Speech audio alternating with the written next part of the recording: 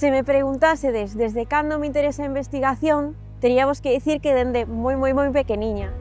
En Reis xa me regalaban xoguetes científicos, de química, de física, e encantábame xogar con eles. Pero non foi ata máis ou menos 2 anos que collín a oportunidade de botar uns papéis para a Caín e me ofreceron un contrato de investigación. Realmente eu creo que me empezou a interesar máis esta parte de investigar cando comecei a realizar as avaliacións psicolóxicas que necesitan a miña tese e ao porme en contacto con persoas vulnerables que de verdade necesitan axuda por parte dos científicos e das científicas.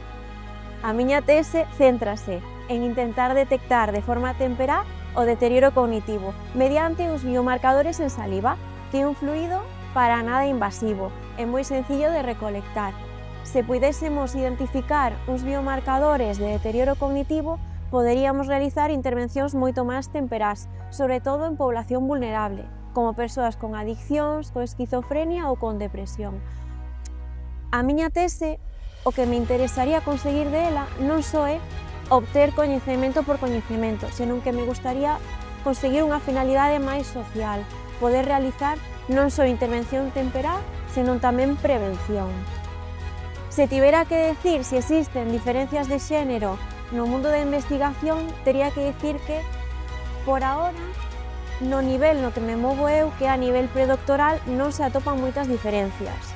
É certo que según cando vas subindo postos, as diferencias fanse cada vez máis grandes.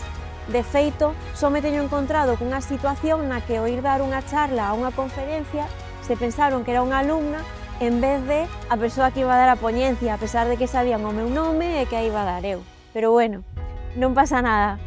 É certo que se analiza o meu entorno no que traballo, non se ven tantas diferencias en comparación co pasado, pero ainda así sinto que cousas como a incertidume ou non saber se de cara ao futuro vas a ter un contrato, a precariedade laboral, sobre todo tamén o tema da conciliación, penso que esas cousas, ainda que nos afectan a investigadores e a investigadoras, creo que teñen maior repercusión nas mulleres. Se tivera que resumir o que considero nunha frase, diría que, a pesar dos avances, creo que as mulleres ainda temos que demostrar un pouquiño máis para ser consideradas de forma igual aos homes investigadores.